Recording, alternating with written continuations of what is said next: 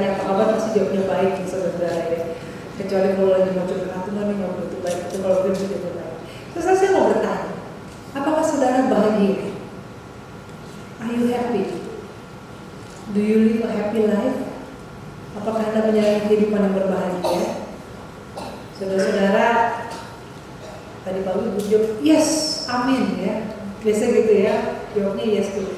Tapi benarkah kita sungguh-sungguh berbahagia dalam hidup kita? Bahagia bukan berarti tidak ada masalah ya. Bahagia bukan berarti semua yang kita inginkan ada. Tapi bahagia itu perasaan di dalam. Minggu lalu berbicara soal berbahagia lah, ucapan berbahagia, saudara-saudara pasti sudah paham. Saudara-saudara, bukankah kita semua ingin berbahagia? Ya, orang ingin sukses supaya dia berbahagia. Maka orang yang sudah sukses dan tidak punya berbahagia bisa jadi dia depresi, bahkan ada yang bunuh diri. Orang ingin dicintai, ingin berkeluarga supaya dia bisa berbahagia. Maka kalau dia berkeluarga dan malah tidak bahagia, malah sengsara, orang jadi menyesal. Saudara-saudara, orang ingin berbahagia, orang ingin terkenal supaya dia pikir kalau dia terkenal, dia berbahagia. Tapi kita juga tahu ada banyak orang terkenal yang tidak berbahagia dan pada akhirnya mengakhiri juga hidupnya. Saudara, semua orang ingin berbahagia, tapi tidak semua orang berbahagia.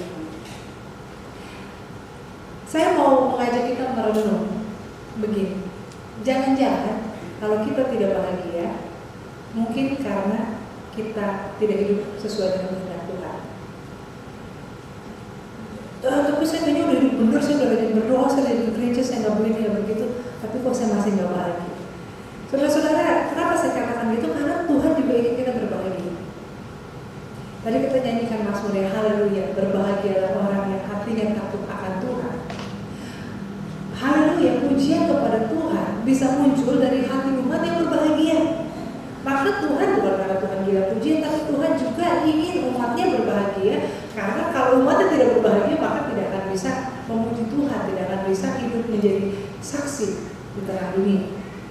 Maka kalau kita tidak berbahagia, jangan berpikir karena Tuhan sedang menghukum kita atau memang nasib kita jelek. Jangan-jangan bisa jadi karena kita tidak hidup sesuai dengan kehendak. Nah, saudara-saudara, itulah yang terjadi dengan umat Israel yang mendapat teguran dalam kitab Yesaya. Mereka ini tidak bahagia, padahal mereka sudah beribadah. Tapi dikatakan karena ibadahmu salah. Kamu memang berpuasa, tapi kamu menindas orang. Pada saat kamu berpuasa, kamu mikirin bisnismu. Kamu berpuasa, tapi kamu juga membiarkan orang yang lapar mati kelaparan. Kamu berdoa, tapi kamu saling berbantah, bahkan kamu memukul dengan tidak sembarangan. Kamu tidak memberikan roti bagi orang yang kelaparan. Kamu membiarkan orang yang telanjang tanpa pakaian. Kamu memang beribadah, kamu memang berdoa, kamu memang berpuasa, tapi kamu tidak melakukan apa yang sesuai dengan kehendak Tuhan. Nah, saudara kan celaka kalau kita berpikir kita sudah beribadah, kita berpikir kita sudah hidup benar, sudah beragama, tapi ternyata kita salah jalan. Dan salah satu indikatornya mungkin adalah ketika kita tidak merasa bahagia. We feel unhappy. Kita merasa kenapa ya? Kayaknya nggak bahagia, bukan karena ada masalah. Dia punya kerjaan, keluarganya baik-baik aja, sehat juga, ya nggak sakit-sakitan, tapi saya nggak bahagia. Saudara-saudara, mungkin kita sudah berjalan di jalan yang keliru, menuju arah yang salah. Beberapa waktu yang lalu saya baca ada orang di Cina yang mau pulang kampung, nggak punya duit, maka dia naik sepeda, buat pulang kampung. Tapi sesuai dia salah arah. Mestinya ke timur, dia pergi ke barat 500 km salah arah. Ini memang kelewatan ya, zaman sekarang ada Google Maps pengaruh bersama. Tapi ini, bayangin dengan sepeda sekian jauh 500 km itu nggak mungkin sehari 2 hari, itu kan salah arah. Untungnya dia ketemu polisi-polisi yang mengatakan kamu salah, lalu karena tahu dia nggak punya duit, polisinya patungan beli dia tiket kereta. Coba kalau orang 500 km ke sana, balik lagi 1000 km, belum lagi kampung halaman kita atau berapa ratus lagi kilometer. Terus bagaimana kalau kita salah arah? Sehingga maka itu kita pasti udah beribadah, pasti kita udah pelayanan, pasti kita udah hidup benar, tapi kok kita masih tidak berbahagia. Nah, saudara-saudara, pertanyaannya sekarang bagaimana kita bisa tahu apa yang baik dan apa yang benar? Bukankah tadi dikatakan umat Israel dalam kitab Yesaya mereka berpuasa, mereka beribadah, mereka berkabung, mereka berdoa, itu kan sesuai dengan hukum Taurat. Tapi kok manusia, masyarakat maupun pribadi diberi kemampuan akal budi untuk menentukan atau mempertimbangkan apa yang baik dan apa yang tidak baik, yang salah dan yang benar. Di beberapa masyarakat post religius, seperti masyarakat negara-negara di barat, di mana agama tidak lagi menjadi bagian dari kehidupan masyarakat, kehidupan publik, ya boleh ada beragama di ruang private aja, nggak ada urusan dengan kehidupan publik, maka yang menjadi indikator atau kompas moral adalah akal budi, pertimbangan akal sehat, baik pragmatis maupun pertimbangan idealis. Saudara-saudara, contohnya misalnya ya, lampu merah, lampu lalu lintas, itu kan nggak ada aturannya di kitab suci ya, bahwa kalau lampu merah maka mobil harus berhenti ya, atau hijau jalan. Tapi itu kan pertimbangan akal budi, ini kalau nggak diatur, kalau nggak gantian jalannya, ini akan kecelakaan, maka dibikinlah aturan. Dan ini agak internasional ya, dimanapun kalau merah berhenti, hijau jalan, kuning kebut ya, saudara ya, kalau udah kebut sebelum lampunya merah, atau udah mulai maju, kalau dari merah ke hijau udah mulai maju-maju, mestinya enggak ya, mestinya siap-siap berhenti. Saudara-saudara, tapi kan kita juga dilengkapi dengan akal budi ya. Maka kalau misalnya di Jakarta sering terjadi lampu merah sudah menjadi hijau, secara hukum, aturan, undang-undang adalah hak kita untuk jalan. Tapi kalau di depan, di perempatan di depan masih terjadi gridlock ya, masih yang tadinya jalan masih belum lewat di depan kita, maka mestinya kita berpikir jangan maju. Karena kalau kita maju, dia masih di situ, lalu akan terus terjadi, makanya kemudian macet total. Maka walaupun hijau dan ke belakang langsung terus, tahan dulu sampai di depan mulai kosong. Ya udah, nunggu lagi sampai lampu merah jadi hijau lagi, baru kita jalan, mestinya begitu. Nah itu sebenarnya manusia diberi kemampuan untuk berpikir, untuk membuat peraturan bersama, untuk juga berpikir untuk dirinya sendiri, melampaui aturan yang ada, melampaui hak dan kewajiban yang tertulis, untuk bisa menimbang. Manusia menentukan apa yang baik yang benar, yang bisa membuat dia bahagia dengan akal budi. Tuhan karuniakan kita akal budi. Namun saudara, kalau kita hanya mengandalkan akal budi, bisa begini, bisa beda pendapat. Bisa beda pendapat banget, dan bisa jadi dalam arti yang kita anggap menguntungkan buat kita menjadi kerugian buat orang lain. Yang kita anggap baik buat kita, buat orang lain itu adalah kejahatan. Misalnya contoh di Perancis ada peraturan untuk dibagikan jarum suntik gratis buat para pecandu narkoba. Daripada mereka pakai jarum bekas dan menukar jarum lalu tertular penyakit, mendingan dikasih jarum gratis supaya mereka bisa menyuntikkan heroin atau apapun itu tanpa dengan aman.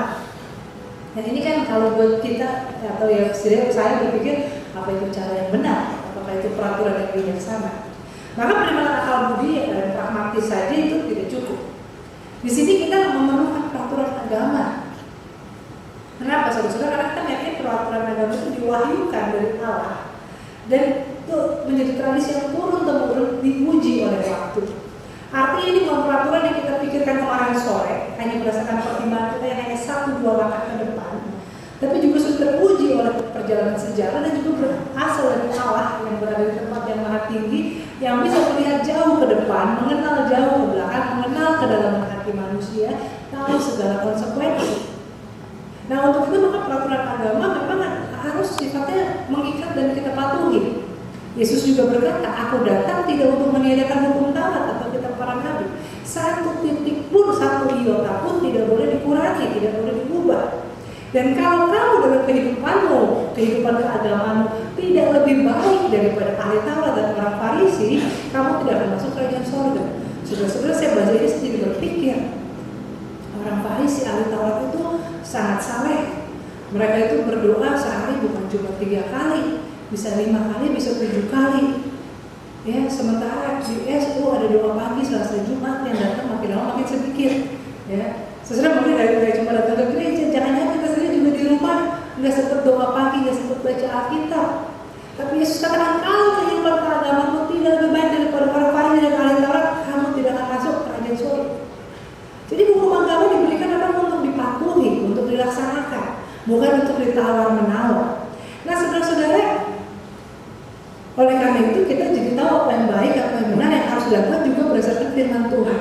Dan ini juga yang hari ini kita lakukan. Namun ada lebihnya lagi, yaitu pengetahuan dan peraturan itu bisa ditafsirkan beragam. Maka Paulus mengatakan kita harus menjadi manusia rohani, atau tepatnya kita yang dibenarkan di dalam Kristus adalah manusia rohani. Kita diberi pengenalan akan firman Allah, kita dimampukan untuk membedakan apa yang baik, yang berkenan kepada Allah, dan yang berasal dari dunia. Dan manusia rohani inilah yang memiliki pikiran Kristus. Dan saudara, dalam terang ini, dalam penjelasan seperti ini, saya mau mengajak kita untuk memahami perkataan Yesus bahwa kamu adalah garam dan terang dunia, yaitu sebagai manusia yang diberikan suatu desain, ya, didesain ada di dunia karena suatu desain tertentu, yaitu garam dan terang dunia, dan kita dimaksudkan untuk berbahagia, untuk menikmati hidup, untuk menjadi berkat. Dan dalam terang, seperti apa sih menjadi garam dan terang dunia itu? Bukan hanya menggunakan akal budi kita saja, bukan hanya terpaku terikat pada hukum agama. Dua hal ini ya, menggunakan akal budi, agama dan akal sehat, beriman dengan patuh, tetapi juga merupakan manusia rohani, di mana pengenalan akan Allah menjadi bagian internal dari diri kita. Dalam kerangka ini, saya mau mengajak kita merenungkan panggilan kita sebagai garam dan terang dunia. Soal Matius pasal 5 ini, kalau bicara soal garam dan terang dunia, orang pasti akan merujuk pada pertama-tama Matius 5. Padahal dalam Injil Markus dan juga Injil Lukas terdapat perkataan yang kurang lebih sama. Namun saya mau mengajak kita melihat dulu Matius 5. Kamu adalah garam dunia. Bukannya kamu harus menjadi atau kamu sebaiknya, tetapi dikatakan kamu adalah you are. Jadi bukannya perintah, tetapi suatu pernyataan. Ya, seperti orang yang kamu cantik, kamu ganteng. Bukannya kamu harus jadi cantik, kamu harus jadi ganteng, itu kan masih harus usaha. Tapi kalau kamu cantik, kamu ganteng, kan itu sudah ada pada dirimu. Dan sesuatu karena itu pernyataan kamu adalah garam dunia. Ini pertama-tama adalah pernyataan kasih Allah. Ya, sama seperti orang dikasihi bukan karena sebab-sebab yang dia lakukan, bukan karena hal-hal atribut-atribut yang dia miliki. Kadang-kadang kalau manusia mengasihi samanya manusia itu masih ada sebabnya ya. Si A naksir si B karena si B itu cakep, pintar, baik, dari keluarga baik-baik ya, pekerja keras, rajin menabung dan sebagainya. Orang tua mengasihi anaknya karena itu anaknya, dia yang melahirkan, dia yang membesarkan dengan harapan ini dan itu. Tapi saya juga berpikir orang yang pecinta binatang ya, yang punya hewan peliharaan, bukan hewan ternak ya. Kalau hewan ternak kita pelihara kan kita dapat hasilnya ya, dapat telur, dapat susu, dapat daging, dan malah hewan ternak tuh nggak disayang-sayang kan. Coba yang piara sapi kan nggak mungkin sapinya diajak main, lempar lari-larian dan. Tapi saya coba orang piara anjing, piara kucing, piara ikan, anjing, kucing, hamster itu kan tidak menghasilkan susu, telur ataupun dari potong. Tapi disayangnya lebih daripada orang menyayangi ayam, telur dan juga sapi. Apa yang dilakukan oleh si anjing, kucing dan hamster ini? Tidak ada. Mereka dicintai karena keberadaan diri mereka. Jadi ketika kita dikatakan kamu adalah garam dunia, itu tidak karena kita sudah melakukan sesuatu atau diharapkan melakukan sesuatu, kita dicintai. Kita adalah garam dunia karena Tuhan mencintai kita. Jadi pernyataan ini pertama-tama kita pahami sebagai pernyataan kasih Allah. Ya kan, you are the apple of my eyes, you are the love of my life. Kamu adalah garam dunia, bukan karena apapun yang kita lakukan. Nah, tapi setelah kita ibaratnya kita diberi hadiah yang sangat berharga, yang sangat mahal, sangat berguna. Hadiah itu kalau cuma kita simpan, gak pernah kita buka dari bungkusnya, gak pernah kita buka dari kotaknya, tidak pernah kita pakai, tidak berguna. Maka hadiah kasih Allah kita sebagai garam dunia ini juga harus kita buka dan kita pahami, kita hidupi. Nah, orang sering pasti saudara-saudara sudah sering mendengar penjelasan mengapa kita disebut garam dunia. Kenapa? Karena garam itu selalu diperlukan. Saudara-saudara, di setiap rumah dijamin pasti ada garam. Kalau yang rumahnya nggak ada garam, boleh angkat tangan atau habis ini boleh cerita ke saya kan, Bu, di rumah saya nggak ada garam. Boleh. Saya aja yang masak setahun nggak sekali, saudara-saudara, saya punya garam di rumah saya. Walaupun garam saya kayaknya umurnya udah 10 tahun sejak dibeli, sampai sekarang nggak habis-habis, tapi garam itu ada. Ya, entah garam itu mungkin saya pakai buat menambahi sesuatu atau mungkin saya pakai buat ngegosok panci. Tapi kalau nggak masak gimana bisa gosok panci ya? Ya saudara kan pasti ada lah ya, saudara buat body scrub atau apa daripada pakai body scrub beli mahal-mahal microbeads mengalir plastik itu mengalir ke air kan dengan pakai garam kan buat body scrub lebih bagus juga. Saudara, garam pasti ada, pasti diperlukan. Garam itu sedikit saja sudah mempengaruhi kan. Orang kalau masakan garamnya sedikit saja sudah enak. Dan kalau masakan nggak pakai garam nggak enak. Garam itu diperlukan.